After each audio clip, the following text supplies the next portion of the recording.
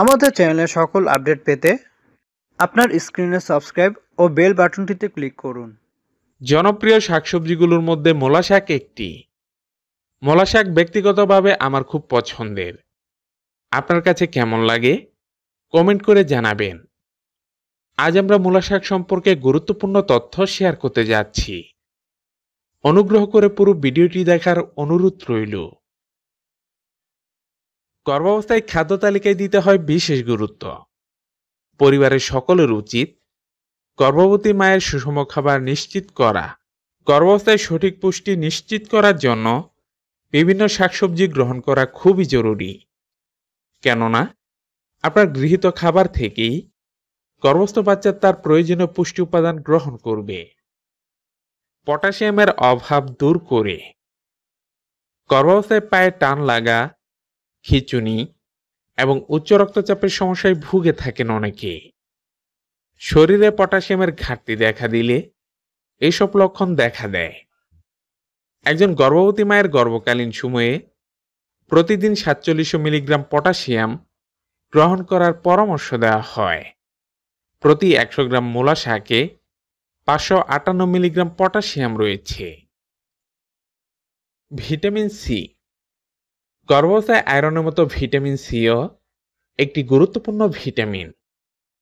আমাদের দেশের প্রায় 90% গর্ভবতী মায়েরা গর্ভকালীন সময়ে রক্তশূন্যতায় ভুগে থাকেন। শরীরের রক্তের হিমোগ্লোবিন কমে গেলে রক্তশূন্যতা দেখা দেয়।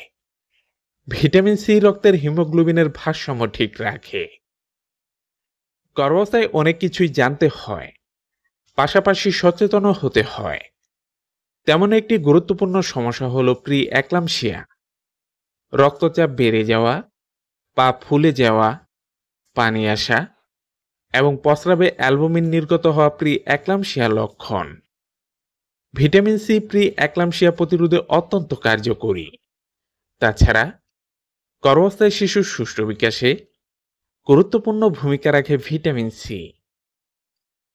প্রতি 100 গ্রাম মূলা শাকে 28.1 মিলিগ্রাম ভিটামিন সি রয়েছে, যা গর্ভাবস্থায় প্রতিদিনের চাহিদার 39% পূরণ করে থাকে। যেহেতু গর্ভাবস্থায় ভিটামিন সি খুবই গুরুত্বপূর্ণ একটি ভিটামিন, আর তা মূলা শাকে প্রচুর পরিমাণে রয়েছে, তাই খাদ্য তালিকায় এই মৌসুমে মূলা শাক রাখতে পারেন। জিঙ্কের অভাব দূর করে। গর্ভাবস্থায় গুরুত্বপূর্ণ আরেকটি মিনারেল হলো জিঙ্ক। গর্ভাবস্থায় অবসন্নতাবোধ, ক্লান্তি, সকালবেলার অসুস্থতা খুবই কমন সমস্যা। তবে এই সমস্যাগুলো দেখা দেয় শরীরে জিঙ্কের অভাব হলে। গর্ভাবস্থায় প্রতিদিন 11 মিলিগ্রাম করে গ্রহণ করা উচিত, তবে 40 মিলিগ্রামের বেশি গ্রহণ করা যাবে না। প্রতি 100 গ্রাম মূলা শাকে 0.53 মিলিগ্রাম জিঙ্ক রয়েছে, যা গর্ভাবস্থায় প্রতিদিনের চাহিদার 5% পূরণ করে থাকে।